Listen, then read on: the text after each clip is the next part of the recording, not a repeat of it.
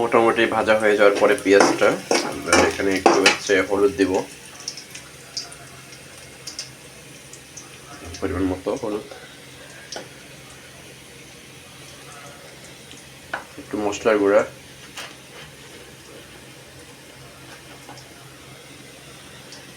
লবণ পরিমাণ মতো,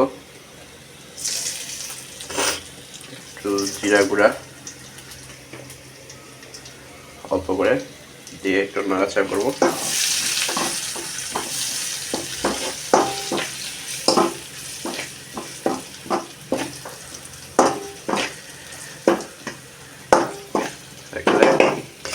এর মধ্যে হচ্ছে আমাদের যে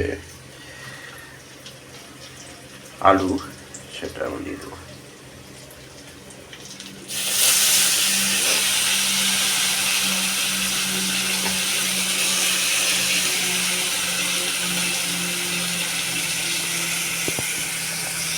আলু দেওয়া হয়ে গেলে আমরা এখানে একটা নাড়াচাড়া করবো।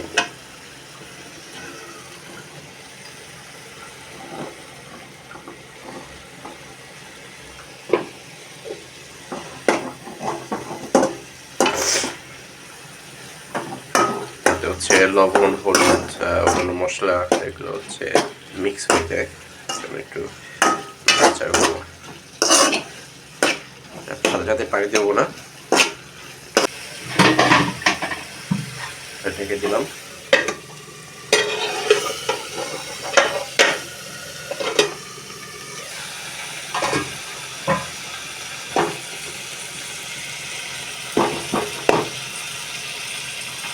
ঢেকে দিলাম, 2-4 মিনিট ওয়েট করে আমরা দেখব। আমাদের শেষ হয়ে গেছে, আর একটু নাড়াচাড়া করে আমরা এখন পানি দিয়ে দেবো পরিমাণ মতো।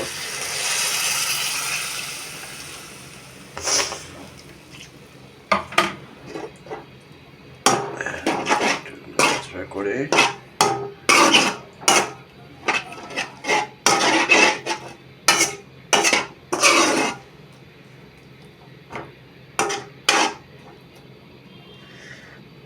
নাড়াচাড়া করে আমরা এখন ঢেকে দেব।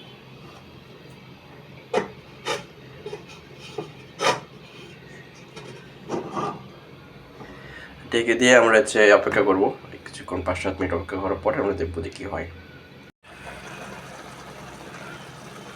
ঢাকনা খোলার পরে এরকম অবস্থা, নিয়ে দিয়েছি, মোটামুটি এগুলো সিদ্ধ হয়ে গেছে।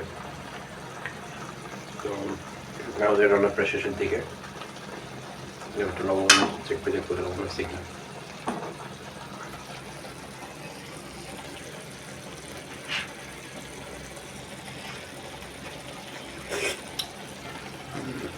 লবণ ঠিক আছে, তাহলে হচ্ছে আমাদের রান্না প্রায় শেষ। আমরা এর মধ্যে একটু মাছের টুকরা দেবো, একটু মাছের টুকরা দিয়েছি যাতে এটা স্বাদ বৃদ্ধি পায়, দিয়ে এটা আমি একটু ঢেকে দেব।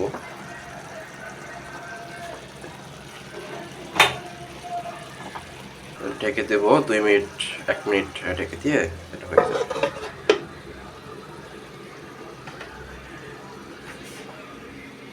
আমাদের রান্না প্রায় শেষ, ঢাকনা খুলবো, পানি কমে গেছে, চমৎকার রান্না হয়েছে। চুলার জাল বন্ধ করে দেবো,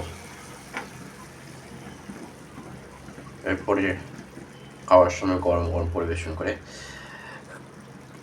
খেতে হবে।